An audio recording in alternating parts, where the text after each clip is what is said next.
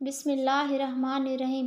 حضرت انس رضی اللہ تعالیٰ عنہ نبی کریم صلی اللہ علیہ وآلہ وسلم سے روایت کرتے ہیں، آپ صلی اللہ علیہ وآلہ وسلم نے فرمایا، روز قیامت اللہ جہنم والوں میں سے سب سے ہلکے عذاب میں گرفتار شخص سے فرمائے گا، اگر زمین کی تمام چیزیں تیری ملکیت ہوں تو کیا تو انہیں اس عذاب کے بدلے میں بطور فدیہ دے دے گا؟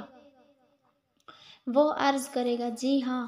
وہ فرمائے گا، میں نے تجھ سے جب کہ تو آدم کی پشت میں تھا اس سے بھی معمولی چیز کا مطالبہ کیا تھا کہ تو میرے ساتھ شریک نہ ٹھہرائے گا، لیکن تو نے انکار کیا اور میرے ساتھ شرک کیا۔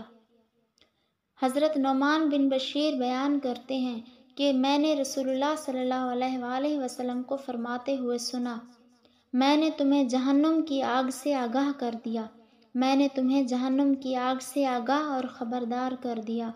آپ صلی اللہ علیہ وآلہ وسلم بار بار یہ فرماتے رہے، حتیٰ کہ اگر آپ میری اس جگہ ہوتے تو بازار والے بھی اسے سن لیتے، اور حتیٰ کہ آپ کے کندھے پر جو چادر تھی وہ آپ کے قدموں پر گر پڑی۔ اللہ ہمیں ان حدیث پر عمل کرنے کی توفیق عطا فرمائے، اپنی زندگیوں کو سنوارنے کی توفیق عطا فرمائے، آمین ثم آمین۔